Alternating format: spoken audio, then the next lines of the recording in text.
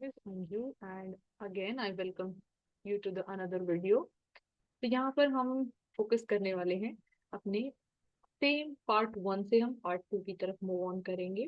तो यहाँ पर हम डिस्कस करने वाले हैं फंडामेंटल थ्योरम ऑफ अरिथमेटिक और उसी के साथ साथ जो क्लास 10th में फर्स्ट चैप्टर की जो फर्स्ट एक्सरसाइज रहेगी उसको भी हम साथ के साथ डिस्कस करेंगे। So let's get started. Are you ready? So हमारा फर्स्ट टॉपिक रहेगा fundamental theorem of arithmetic. That's what we are going to talk.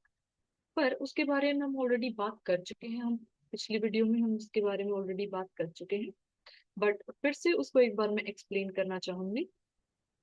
So let's get started.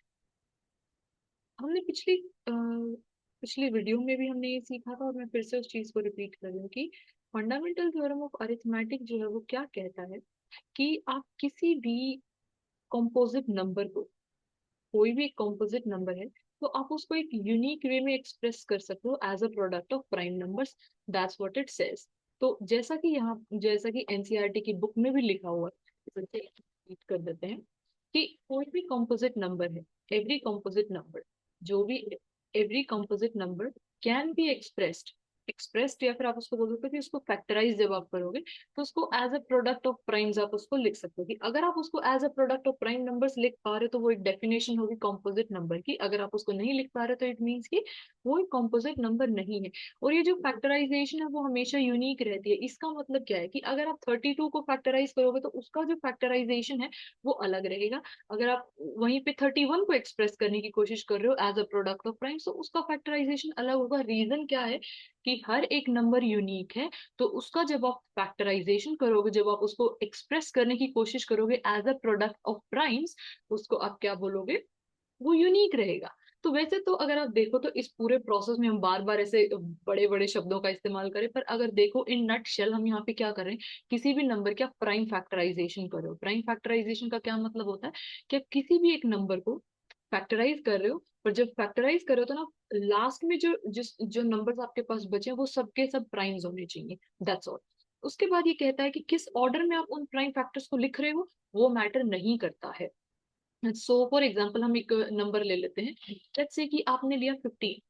इसको आप लिख सकते हो 3 5 15। तो यहाँ पे अगर आप देखो 3 और 5 दोनों ही प्राइम नंबर है, तो आपने क्या किया? तो इससे ये प्रूव होता है कि जो 15 है वो एक कॉम्पोजिट नंबर है। क्यों? क्योंकि आप उसको एक्सप्रेस कर पा रहे हो as a product of primes, जहाँ पे प्राइम्स क्या है 3 and 5। ओके, इसको और जो नेक्स्ट लाइन है कि आप मैटर नहीं करता कि आप उसको किस ऑर्डर में लिखते हो, तो उसका मतलब ये है कि या तो आप उसको 3 times 5 लिखो या फिर आप उसको 5 times 3 लिखो। It doesn't matter. इसको आप बोल सकते हो कि आपने इसका प्राइम फैक्टराइजेशन कर दिया। पर जब आप किसी भी नंबर का प्राइम फैक्टराइजेशन कर पाते हो, जब भी आप उसको एक यूनिक प्रोडक्ट ऑफ प्राइम्स के तौर पे एक्सप्रेस कर पाते हो, तो वो एक्सप्लेनेशन होता है कि वो एक कॉम्पोजिट नंबर है। और इसी इसी कॉन्सेप्ट को हम क्या बोलते हैं? Fundamental theorem of arithmetic. इसमें एक और हाईलाइट जो था वो यही था कि जो प्राइम फैक्टराइजेशन होती है किसी भी नेचुरल नंबर की, वो हमेशा यूनिक रहेगी। इट डजेंट मैटर कि आप उसके फैक्टर्स को किस ऑर्डर में लिख रहे हो, जो कि हम ऑलरेडी बात कर चुके हैं। इसमें क्या होता है कि जैसे इसमें बोला कि हर कॉम्पोजिट नंबर या नेचुरल नंबर पर वो हमेशा एक से बड़ा रहेगा। उसका रीजन क्या है वो मैं ऑलरेडी पिछली वीडियो में एक्सप्लेन कर चुकी हूँ। इसको अच्छे से डिटेल से जानने के लिए आप उससे शुरू कर सकते हैं। अब हम क्या करते हैं कि एक नंबर ले लेते हैं। हम लेते हैं नंबर, आप कंसिडर करो 15। सो 15 का जो प्राइम फैक्टराइजेशन है वो रहेगा 3 times 5। उसके अलावा मैं 35 लेना चाहती हूँ, तो 35 को मैं एक्सप्रेस करती हूँ 5 7 35। सो इससे ये दोनों ही प्रोडक्ट ऑफ प्राइम्स हमने एक्सप्रेस कर दिया है, दोनों के लिए यूनिक है, इसमें कोई दो राय नहीं है। अब इसके दो चीजें होती हैं। अगर यहाँ पर देखें, आपने दो चीजों के बारे में सुना होगा, एचसीएफ और एलसीएम। एचसीएफ क्या कहता है कि जो हाईएस्ट कॉमन फैक्टर है, इसके अंदर आप सिर्फ उन्हीं प्राइम नंबर्स को या फिर उन्हीं प्राइम फैक्टर्स को इंक्लूड करोगे जो कि कॉमन है। तो यहाँ पे क्या है कॉमन? सिर्फ 5 ही तो कॉमन है ना। तो दोनों में क्या कॉमन है? 5। कितनी बार कॉमन है? एक ही बार कॉमन है, तो इसका एचसीएफ क्या रहेगा? 5। तो एचसीएफ में आप क्या करते हो? हमेशा हाईएस्ट कॉमन फैक्टर की कौन सी चीज ज्यादा से ज्यादा बार कॉमन आई है, आप सिर्फ उसी को पिकअप करोगे। तो ये होता है हमारा एचसीएफ। और उसके अलावा होता है एलसीएम। एलसीएम में क्या होगा? Lowest common multiple. इसमें क्या करेंगे? इसमें हम क्या करेंगे? इसमें हम सबके सब प्राइम फैक्टर्स को इंक्लूड करेंगे। और कोई भी अगर रिपीटेशन में है तो आप वो कितनी ज्यादा से ज्यादा कितनी बार आया आप उसको पिकअप करोगे। यहाँ पे अगर आप 3 से शुरू करो, 3 एक ही बार आया तो आप 3 को एक बार रखोगे। 5 एक ही बार आया है दोनों में, यहाँ पर भी एक ही बार आया है, यहाँ पर भी एक ही बार। अगर ऐसा होता ना कि यहाँ पे 2 बार आया है, यहाँ पर एक बार, तो आप 5 को 2 बार लिखते, आप 5 टू द पावर ऑफ 2 को पिकअप करते, पर यहाँ पे दोनों में ही एक बार है तो आप सिर्फ एक ही बार लिखोगे। उसके अलावा जो 7 है वो भी एक ही बार आया है, जो 5 है वो आप ऑलरेडी लिख चुके हो, तो ये इसका एलसीएम रहेगा। अगर आप इनको मल्टीप्लाई करोगे तो वो क्या रहेगा, 5 3 जार 15, 15 7 जार क्या रहेगा 75। यस, तो ये होता है एचसीएफ और एलसीएम। ये एक यूसेज है किसका, फंडामेंटल थ्योरम ऑफ अरिथमेटिक का। तो अभी इसका आप ये भी क्रक्स निकाल सकते हो कि जो product of the smallest, HCF के लिए आप सबसे कॉमन वालों को पिकअप करोगे, सबसे कॉमन को पिकअप करोगे, और जो एलसीएम है उसके लिए आप जो सबसे ज्यादा बार आया है उसको पिकअप करोगे, हर एक प्राइम फैक्टर। उसका मतलब क्या है, इसको ज्यादा डिटेल में रटने की जरूरत नहीं है, जैसा कि मैंने यहाँ पे एक्सप्लेन किया उसी तौर पे हम यहाँ पे एक और एग्जाम्पल कर लेते हैं। जैसे कि ये है एलसीएम आपको बताना है 60 और 48 का, पर पहले आप क्या करोगे, पहले आप प्राइम फैक्टराइज करोगे ना 60 को भी 48 को। जब आप 60 को प्राइम फैक्टराइज करोगे तो उसको क्या लिख सकते हो आप, 6 टाइम्स 10 लिख सकते हो। पर यहाँ पे अगर आप देखो तो आप 6 को क्या लिख सकते हो, 2 टाइम्स 3 लिख सकते हो, तो मैं उसको 2 टाइम्स 3 लिखने वाली हूँ। अब उसके अलावा जो 10 है उसको मैं 2 टाइम्स 5 लिख सकती हूँ, तो मैं उसको भी 2 टाइम्स 5 लिखूंगी। तो इन नटशेल में यहाँ पे क्या देख रही हूँ कि जो 2 है वो 2 बार आया है, तो 2 टू द पावर ऑफ 2। 3 एक ही बार आया है, 5 भी एक ही बार आया है, उस तरीके से आप उसको लिखोगे। अब इसी तरीके से हम कोशिश करते हैं 48 को फैक्टराइज करने की। तो मेरे हिसाब से 8 6 जार 48 होते हैं, तो उस हिसाब से हम इसको करेंगे। तो जो 8 है उसको मैं क्या लिख सकती हूँ, 2 टाइम्स 2 टाइम्स 2, उसको हम ऐसे लिखेंगे। और उसके बाद जो 6 है उसको मैं 2 टाइम्स 3 लिख सकती हूँ। तो अब इसको अगर आप सिंप्लीफाइड वर्जन में लिखना चाहते हो तो वो क्या रहेगा, जो 2 है वो 3 बार आया है, तो 2 टू द पावर ऑफ 3, और 3 जो है वो 1 टाइम आया। अब यहाँ पर बात आती है कि अब आप इसको कैसे करने वाले हो। तो इसको अभी हम करेंगे इस तरीके से। पहले हम निकालेंगे एचसीएफ, जैसे कि हमने एचसीएफ भी निकाला, तो एचसीएफ में आप सिर्फ कॉमन पार्ट को लोगे। तो कॉमन क्या क्या है, एक तो 3 कॉमन है, तो आप 3 लिख लो, एक ही बार कॉमन है। उसके बाद यहाँ पे अगर आप देखो तो नेक्स्ट चीज जो कॉमन है वो ये है, 2 to the power of 2 and 2 to the power of 3। अच्छा, आप एक बात मुझे ये बताओ, इसमें से हमें कौन सा पिकअप करना चाहिए, 2 टू द पावर ऑफ 2 लिखना चाहिए, 3? क्योंकि हम सिर्फ कॉमन लिख रहे हैं, तो अगर यहाँ पे आप ध्यान से देखो तो कॉमन कितनी बार है, कॉमन तो 2 ही बार है ना। तो इसलिए इसीलिए पिछले, इससे पीछे मैंने बताया था कि उसको जो सबसे कम पावर में होगा जो कॉमन में, उसको आप पिकअप करोगे। तो इसका मतलब क्या है कि यहाँ पे 2 टू द पावर ऑफ 2 है, यहाँ पे 2 टू द पावर ऑफ 3 है, तो आप इसको पिकअप करोगे। क्यों, क्योंकि 2 ही बार तो वो कॉमन हो पाया होगा ना, यहाँ पे एक बार तो 2 एक्स्ट्रा है, उसके साथ तो कोई कॉमन, वो तो कॉमन हुआ ही नहीं ना। ये वाला तो कॉमन नहीं है, 2 टू द पावर ऑफ 2 3 नहीं है, सॉरी ये 4 है, मैंने नोटिस नहीं किया, तो ये 4 है।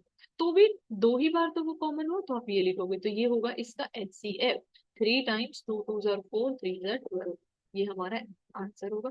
अब बात आती है एलसीएम की। एलसीएम का मतलब होता है लोवेस्ट कॉमन मल्टीपल। तो ये बहुत ही इजी है, तो इसमें आप क्या करोगे, सारे के सारे प्राइम नंबर्स को इंक्लूड करोगे, पर जो ज्यादा से ज्यादा बार आया है उतनी बार। यहाँ पे अगर आप देखो 2 टू द पावर ऑफ 2 है, यहाँ पे 2 टू द पावर 4 है, तो मैक्सिमम टाइम जितनी बार आया ना उसको उतनी बार पिकअप करोगे। 3 दोनों में एक ही बार आया तो आप एक ही बार पिकअप करोगे। 5 दोनों में से एक में ये पर है, तो एक जितनी बार भी आप उसको उतनी बार ही इंक्लूड करोगे, ये होगा इसका एलसीएम। अब आप मुझे ये बताएं, इसमें कोई क्वेश्चन है? तो इसी नोट पे आप ऐसा करें कि मुझे आप एचसीएफ और एलसीएम दोनों ही बताएं। किसका बताएंगे आप, यहाँ पे आप मुझे बताएं 36 का और 42 का, दोनों को प्राइम फैक्टराइज करेंगे तो करते हैं। 36 का क्या होगा, 6 टाइम्स 6, राइट। 6 को हम क्या लिखेंगे, 2 टाइम्स 3, अगेन उसको हम 2 टाइम्स 3 लिख सकते हैं। तो इसको आप सिंप्लीफाइड वर्जन में कैसे लिख सकते हो, इसको सिंप्लीफाइड वर्जन में लिख सकते हो 2 to the power of 2 and 3 to the power of 46 42 को भी आप करोगे तो 6 टाइम्स 7 आप इसको लिख सकते हो, अगेन 2 टाइम्स 3 टाइम्स 7, यही इसका सिंप्लीफाइड फॉर्म रहेगा। एचसीएफ में आपको क्या पिकअप करना है, कॉमन। 2 कॉमन है, पर कॉमन है ना, तो एक ही बार वाला कॉमन हुआ ना, तो एक ही बार उठाओगे। 3, एक में 2 बार है, एक में एक बार है, तो कॉमन तो एक ही बार हुआ ना, दैट्स ऑल, सिर्फ कॉमन ही तो पिकअप करने हैं। तो 3 2 जार 6, तो एचसीएफ क्या रहेगा 6। अब नेक्स्ट चूज करते हैं एलसीएम। एलसीएम के वक्त आप क्या करोगे, आप सभी प्राइम्स को आप लेके चलोगे, और सबको मैक्सिमम पावर में आप लोगे। यहाँ पे दो एक ही बार है, यहाँ पे दो दो बार है, तो 2 to the power of 2 आप लोगे। यहाँ पे भी 3 एक बार है, यहाँ पे 2 बार है, तो आप 2 बार वाला लोगे। और 7 एक ही बार है, तो ये होगा। तो इसका अगर आप देखो एलसीएम क्या बनेगा, 2 2 4, 3 3 9 टाइम्स 7। सो 36 टाइम्स 7, 36 टाइम्स 7 क्या रहेगा? Let's calculate. 252। यस 252। तो एलसीएम आ गया 252। Very good. ना इससे हम एक चीज ऑब्जर्व करने वाले हैं कि आप अगर ऑब्जर्व करोगे तो क्या होता है कि जो दो नंबर्स हैं जिनका आप एचसीएफ और एलसीएम निकाल रहे हो, उनका मल्टीप्लीकेशन और जो एक्चुअल में एचसीएफ और एलसीएम आया है उनका मल्टीप्लीकेशन सेम ही रहता है। तो इस फैक्ट को आप हमेशा यूज कर सकते हो। और इसको जनरलाइज्ड वे में अगर आपको लिखना है तो आप कैसे लिखोगे कि कोई एक नंबर ए है और कोई एक नंबर बी है, उन दोनों का मल्टीप्लीकेशन और उन दोनों के एचसीएफ एंड एलसीएम का जो मल्टीप्लीकेशन है वो सेम रहेगा। ये आप हमेशा यूज करते हो जब भी आपको इन तीनों में से कोई एक चीज मिसिंग दी होगी ना, तो आप मिसिंग वाली को निकालने के लिए आप इस फॉर्मेट को यूज कर सकते हो। हम भी इसको यूज करने वाले हैं। तो अभी हम क्या करते हैं, अब हम नेक्स्ट एग्जाम हम एक्सरसाइज वाले क्वेश्चंस पिकअप करते हैं कि क्या क्या क्वेश्चंस हमें मिले हुए। Let's go. अभी जो हमने ये मेथड किया है कि जिस तरीके से अभी हम कर रहे हैं, उसको आप बोलते हो प्राइम फैक्टराइजेशन मेथड। इसका प्राइम फैक्टराइजेशन मेथड बोलते हो कि आप क्या करो, पहले आप प्राइम फैक्टराइज कर रहे हो दोनों नंबर्स को, उसके हिसाब से आप एचसीएफ में कॉमन कॉमन प्राइम फैक्टर्स को चूज कर रहे हो, और जो एलसीएम आ रहा है तो उसमें आप highest power of each prime factor आप चूज कर रहे हो। ओके। अभी हम क्या करते हैं, एक्सरसाइज से चलते हैं, एक्सरसाइज वाइज। तो एक्सरसाइज में फर्स्ट क्वेश्चन जो हमें मिला है वो ये है। Okay, I think it's super easy. हमें यहाँ पे सिर्फ क्या करना है, उसको इसके प्राइम फैक्टराइजेशन ही तो करना है ना, उसको as a product of prime factors दिखाना है। तो इजी है सब। मैं हमेशा यही सजेस्ट करती हूँ कि हमेशा सिंप्लीफाइड तरीके से उसको फैक्टराइज करो। 140 है तो आपको नहीं लगता 14 टाइम्स 10 ये होगा? इसको आप फर्दर अपने आप आगे कर सकते हो। 156 को आप क्या कर सकते हो, आई थिंक आप इसको 4 से डिवाइड करके देख सकते हो कि अगर आप 4 से शुरू करोगे, सी मुझे पता है आप 2 से शुरू कर सकते हो, पहले 2 से फिर अगेन 2। उससे क्या होगा, उससे बहुत ज्यादा टाइम लगेगा ना, आपको पता है करना क्या है। तो फिर भी हमें लंबा मेथड क्यों चूज करना है? जब आपको पता आप 4 को भी तो बाद में फैक्टराइज कर सकते हो ना, 2 टाइम्स 2। तो उस तरीके से भी तो हम जा सकते हैं ना। अगर आप इसको 4 से फैक्टराइज करने की कोशिश करते हो तो आपके पास क्या बचेगा? 4 3 are 12 एंड 4 9 are 36। या I think so. Yes. Again 4 को आप कैसे करोगे? 2 टाइम्स 2। 39 को कैसे करोगे? 3 टाइम्स 13। That's all. इसको अगर आपको और सिंप्लीफाइड वे में लिखना है तो कैसे लिखेंगे? हम किसको लिखेंगे? 2 to the power of 2 3 times 13। उसी तरीके से आप इनको करोगे जैसे कि आपको ये करना है। यहाँ पे आप इसको 5 से करने की कोशिश करो। सबसे पहले अगर आप इसको 5 से फैक्टराइज करोगे तो होगा 5 1 5 0 0 5 1 5। अभी आगे इसको किससे फैक्टराइज कर सकते हैं वो आपको सोचना पड़ेगा। तो ये 3 से तो होगा नहीं, आई थिंक हमें इसको 7 से ट्राई करना चाहिए। क्या हो सकता है? Let's say, अगर हम इसको 7 से ट्राई करते हैं तो 7 1 7, 7 4 28 and 7 3 21। Yes it is done. Now 143 को आप कर सकते हो क्या? आई थिंक 11 से। यस 11 से आप इसको कर सकते हो। 5 टाइम्स 7 टाइम्स 11 टाइम्स अगर आप करोगे तो 11 1 11, 11 3 33। That's all. सो ये इसका प्राइम फैक्टराइजेशन होगा। उसी तरीके से आपको चलते रहना। तो मेरा सजेशन यहाँ पर ये है, बिल्कुल ऐसे मत शुरू करो, 2 से शुरू किया 3 से। अभी आप 10th स्टैंडर्ड में हो, आप बच्चे नहीं हो। तो उसको अपने आप को थोड़ा चैलेंज करो और चीजों को और सिंप्लीफाइड करो, एक्स्ट्रा स्टेप्स एक ही साथ करके। तो इस तरीके से फर्स्ट क्वेश्चन रहेगा। अगर कोई क्वेश्चन आपसे फिर भी ना हो तो आप कमेंट में लिख सकते हैं, मैं आपको पक्का हेल्प करूँ। ये फिर से सेम स्टोरी है जो हमने अभी प्रैक्टिस किया था। तो लेट्स से कि हम ये वाला क्वेश्चन पिकअप कर रहे हैं, तो हम सबसे पहले फैक्टराइज करेंगे। I am sorry. हाँ, सबसे पहले हम 510 को फैक्टराइज करेंगे, तो मैं इसको बोल सकते हो 51 times 10। 51 is 3 into 17। So 3 into 17 और 10 रहेगा 2 into 5। तो ये इसका प्राइम फैक्टराइजेशन होगा। अब 92 को अगर मैं करूँ तो ये कितने से होगा? 4 से ये हो सकता है, तो ये होगा 4 टाइम्स 4 2 are 8 4 3 are 12। या दैट्स ऑल। राइट। तो इसको ये बनेगा 2 टाइम्स 2 टाइम्स 23। Any questions? अभी आपको एचसीएफ जब पिकअप करना है तो आपको क्या करना है, सबसे इसको आप फर्दर ऐसे भी लिख सकते हो। एचसीएफ में सबसे कॉमन चीज यहाँ पे कैसे, एक ही चीज कॉमन है जो कि है 2, तो ये होगा आपका HCF. HCF is all done. अब आपको फिगर आउट करना है एलसीएम क्या रहेगा, क्योंकि ये प्राइम फैक्टराइजेशन मेथड है जिससे हम कर रहे हैं। अब एलसीएम क्या रहेगा वो भी इजी है। एलसीएम के लिए आप करोगे एलसीएम, और तो यहाँ पे 3 कितनी बार आया है, एक ही बार आया है। 17 कितनी बार आया है, एक ही बार आया है। 2 कितनी बार आया है, यहाँ पे एक बार, यहाँ पे 2 बार, तो आप 2 बार वाला चूज करोगे। और 5 भी एक ही बार है, और 23 भी एक ही बार है। इन सबका मल्टीप्लीकेशन इसका एलसीएम होगा। कोई क्वेश्चन है, ऐसे ही आपको सारे क्वेश्चंस करने हैं। हाँ मुझे पता है ये थोड़ा कैलकुलेटिव है, इसीलिए मैं हर एक सिंगल क्वेश्चन को भी डिस्कस नहीं कर रही हूँ। नेक्स्ट पे चलते हैं। थर्ड क्वेश्चन हमारा ये रहेगा, तो मैं ये वाला क्वेश्चन पिकअप कर लेती हूँ। 17, 23, 29। तो प्राइम फैक्टराइजेशन मेथड से आपको ये करना है। 17 ये रहेगा। 17 को आप कैसे लिख सकते हो, 17 को एज अ प्राइम कैसे लिख सकते हो, 17 तो 17 ही रहेगा। 23 जो है वो 23 ही रहेगा। 29 जो है वो 29 ही रहेगा। तो अगर आपको ये देखना है कि इनका हाईएस्ट कॉमन फैक्टर क्या है, अगर आप प्राइम फैक्टराइजेशन के हिसाब से देखो तो कुछ भी नहीं है ना, कुछ भी कॉमन नहीं है। तो इसका मतलब क्या रहेगा, 1। कभी भी ऐसे मत लिख देना 0, 0 कभी भी किसी के बीच कॉमन नहीं होता।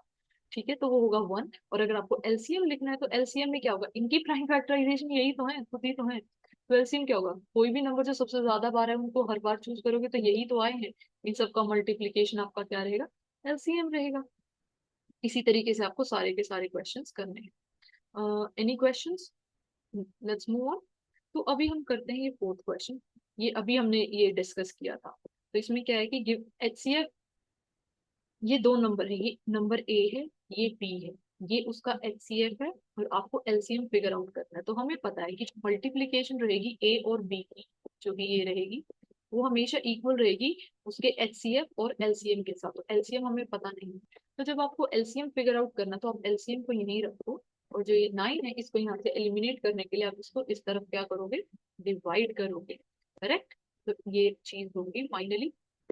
अभी इसको अगर आप डिवाइड करते हो तो क्या होगा, इसको 9 से डिवाइड कर सकते हो। इसको 9 1 jar 9, 9 2 jar 18, 9 3 jar 27, 27, so again 36, सो 9 4 जार 36, सो ये जाएगा 34 टाइम्स। तो एलसीएम क्या रहेगा, 34 टाइम्स 657। इनकी आप मल्टीप्लाई कर लेना, वो आपका एलसीएम रहेगा। कोई क्वेश्चन है, इसी तरीके से वो कोई भी चीज पूछ सकता है, जो भी मिसिंग है आप उसी हिसाब से उसको आप you will transpose it to the other side. Okay, next question हम चलते हैं फिफ्थ क्वेश्चन की तरफ। सी अगर इनमें से कोई चीज आपको समझ नहीं आ रही, मैं इस हिसाब से एक्सपेक्ट करूँ कि आप 10th में हो, आपको ये चीजें आती हैं। अगर आपको वो नहीं आती तो आप कमेंट में लिख सकते हो कि हमें ये चीज नहीं आती, ताकि मैं उनको डिस्कस कर सकूं। Check whether 6n can end with the digit 0। Okay, 6n. N can be natural. N is a natural number. So n can be 1, 2, 3, anything. So let's try. अगर 6 1 है, 6 2 है, 6 3 है, 6 4 है, 6 5 है, 6 6 है, तो क्या रहेगा, 6 1 जार 6 ओनली, 6 6 जार 36, 6 3 जार क्या रहेगा यहाँ पे, not 6 3 jar, it means if you multiply 6 with itself 3 times, it means 6 times 6 times 6, so it is going to be 36 times 6, 18, 36, 216. So did you observe one thing, कि जब आप 6 को 6 से multi, क्योंकि हर बार कितनी बार ही करो 6 अपने आप से ही तो मल्टीप्लाई हो रहा है, तो हर बार ये तो पक्का है कि एंड में जो यूनिट प्लेस पे जो नंबर रहेगा वो हमेशा 6 ही होगा। और अगर यूनिट प्लेस पे नंबर जो वो 6 है, तो तो इसने पूछा है कि जो एंड डिजिट है वो 0 रहेगा, क्या ऐसा हो सकता है, नहीं होगा। तो आप क्या बोलोगे कि नो, कि जो 6, नो मैटर आप 6 को कितने पावर से रेज कर रहे हो, no matter what with what power you are raising 6 to, it is never going to end with digit 0. Okay, तो ये इसका आंसर रहेगा। नेक्स्ट क्वेश्चन पर हम चलते हैं 6 में। ये आपको करना है कि ये और ये आर कॉम्पोजिट क्यों है, तो हम बताते हैं। पहली बात तो ये है कि अगर आप इनको देखें, तो अगर आपने किसी नंबर को as a product of primes बताया है, तो वो एक कॉम्पोजिट नंबर है। यही तो फंडामेंटल थ्योरम ऑफ अरिथमेटिक है, यही तो हम तब से पढ़ते आ रहे हैं। अब अगर आपने उसमें 13 को ऐड किया है, अब अगर आपने उसको 13 उसमें 13 को ऐड किया, ठीक है, ये अलग क्वेश्चन आ गया कि वो कॉम्पोजिट होगा कि नहीं होगा। तो इसके लिए आप क्या करोगे, आप सिंपल है, आप यूनिट प्लेस चेक करो कि जो एंड करेगा वो डिजिट किससे, पहले ये मल्टीप्लीकेशन वाला पार्ट करो। आप 7 टाइम्स 11 करोगे 77 होगा, 77 टाइम्स 13 करोगे तो कितना होगा। एंड में आपको पता है कि 7 3 ज़ा 21, वन ही आएगा। और वन में आप 13 जोड़ रहे हो तो यूनिट प्लेस से यूनिट प्लेस ही तो ऐड होगा, तो एंड में क्या आ रहा है, यूनिट प्लेस आपका 4 रहेगा। और अगर यूनिट प्लेस आपका 4 है तो आपको ये पक्का पता है कि इसका जो फैक्टर है 2 तो इसका फैक्टर रहेगा ही रहेगा। और अगर 2 इसका फैक्टर है तो वो डेफिनेटली कंपोजिट नंबर है, क्यों, क्योंकि प्राइम नंबर वो होते हैं जिनके जो फैक्टर होते हैं तो वो एक होता है या वो नंबर खुद होता है। पर अगर उसके अलावा कोई एक और भी एक्स्ट्रा फैक्टर है तो वो एक कंपोजिट नंबर है। तो ये प्रूव हो गया कि ये कंपोजिट नंबर है। उसी तरीके से अगर आप इसको ट्राई करो, इसका आप यूनिट प्लेस ट्राई करो पहले, ये मल्टीप्लीकेशन वाले में क्या यूनिट प्लेस आएगा। 2 1 ज़ा 2, 3 2 ज़ा 6, 6 4 ज़ा, ओ करने की भी जरूरत नहीं है। जब भी अगर आप देखो कहीं पर भी मल्टीप्लीकेशन में 2 और 5 अगर आ गई ना, तो 2 5 ज़ा 10, तो हमेशा एंड में जीरो ही चलेगा। तो इसके प्रोडक्ट में जीरो तो आएगा ही आएगा लास्ट। तो अब नेक्स्ट आपको ऐड करना है इसमें 5, तो यूनिट प्लेस पे नंबर क्या रहेगा, 5। अगर किसी के यूनिट प्लेस में नंबर 5 है तो ये प्रिटी श्योर है कि वो नंबर 5 से तो डिवाइड होगा ही होगा। इसका मतलब जो भी ये नंबर होगा, वी डोंट नो, उसके एंड में 5 आया है, और अगर उसके एंड में 5 आया है तो इसका मतलब 5 उसका एक फैक्टर रहेगा। और एक और खुद के अलावा अगर कोई एक तीसरा फैक्टर किसी नंबर के लिए आ गया तो इसका मतलब वो नंबर प्राइम नहीं, वो नंबर कॉम्पोजिट है। तो इस तरीके से आप प्रूव कर सकते हो कि यहाँ पे जो यूनिट प्लेस है वो 4 होगा, वो बताता है कि 2 इसका फैक्टर है, तो ये कॉम्पोजिट नंबर है। और यहाँ पर आप बताओगे कि जो यूनिट प्लेस है वो 5 आ रहा है, और अगर यूनिट प्लेस 5 है तो इसका मतलब उसका 5 जो है उसका वन ऑफ द फैक्टर्स। ऐसा नहीं कि सिर्फ 5 ही होगा, और भी हो सकते हैं, बट 5 तो पक्का होगा। तो अगर 5 उसका फैक्टर है तो डेफिनेटली वो क्या रहेगा, वो एक कॉम्पोजिट नंबर रहेगा। इस तरीके से आप इसको डिसाइड करोगे। जो इसमें 7th क्वेश्चन है उसमें कुछ ऐसा दिया गया है कि आपको दो लोगों ने एक जैसे कि एक पार्क है, इसके अराउंड आपने घूमना शुरू किया है। जैसे कि आप ये जो राउंड है वो 18 मिनट्स बाद कंप्लीट कर रहे हो, और आपका जो फ्रेंड है वो 12 मिनट्स बाद कंप्लीट कर रहा था। तो हमें ये बताने कि वो कब ऐसा होगा कि दौड़ते दौड़ते वो एक दूसरे के साथ मिलेंगे। तो ऐसी सिचुएशन में क्या होता है ना कि वो कब मिलेंगे, उस सिचुएशन में आपको हमेशा निकालना होता है एलसीएम। एलसीएम निकालने के लिए आप क्या करोगे, यहाँ पर तो हम प्राइम फैक्टराइजेशन मेथड ही कर रहे हैं तो आप वही करोगे। 12 को आप फैक्टराइज करोगे, 4 3 ज़ा 12, 4 को आप लिखोगे 2 × 2 × 3, तो ये होगा 2 to the power of 2 and 3। और 18 को आप करोगे 6 3 ज़ा 18, और 6 को अगेन आप लिख सकते हो ऐसे, तो ये होगा 2 की पावर 1 रहेगी, 3 to the power of 2। Very easy, आपको एलसीएम निकालना है। एलसीएम में आपको हर प्राइम फैक्टर लेना मैक्सिमम पावर में। तो 2 की मैक्सिमम पावर है 2, और 3 की मैक्सिमम पावर है 2। इसके अलावा और कोई प्राइम फैक्टर है नहीं, तो आंसर होगा 4 times 3 3 ज़ा 9, so 36। After 36 minutes they would meet each other. Do you understand. तो इस तरीके से हमने फिनिश की है हमारी एक्सरसाइज 1.1 क्लास 10। इसके अलावा अगर आपको कोई क्वेश्चन है कि फंडामेंटल थ्योरम ऑफ अरिथमेटिक क्या है, उसका और क्या यूसेज है, तो आप देख चुके हैं कि इसका एक यूसेज तो क्या है कि आप एचसीएफ और एलसीएम निकालने में यूज करते हो। दूसरा, आप किसी भी नंबर को कॉम्पोजिट प्रूव करने में यूज करते हो। उसके अलावा और क्या हो सकता है, वो आपको फिगर आउट करना है।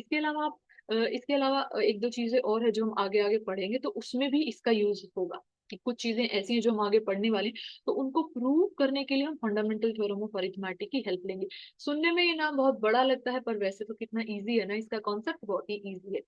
तो आपको अगर कोई भी क्वेश्चन है, इनमें से कोई भी क्वेश्चन आपसे नहीं हो पा रहा है, तो आप प्लीज कॉमेंट में लिखें। ये नहीं, इसके अलावा और भी अगर आप कहीं और से भी प्रैक्टिस करते हो एक्स्ट्रा, उससे अगर कोई क्वेश्चन नहीं हो रहा तो आप कमेंट में लिख सकते हैं। पर कोशिश करें, और स्टेप बाय स्टेप, बिल्कुल 2 से डिवाइड करके शुरू नहीं करना है। ग्रोन अप हो, एग्जाम में भी आपको टाइम बचाना होगा, तो इसीलिए अभी से प्रैक्टिस शुरू करें। Okay, so thank you so much for watching this video, और फॉलो फॉर मोर। अब हम अगली एक्सरसाइज से शुरू करेंगे, अगले टॉपिक से शुरू करेंगे। Thank you.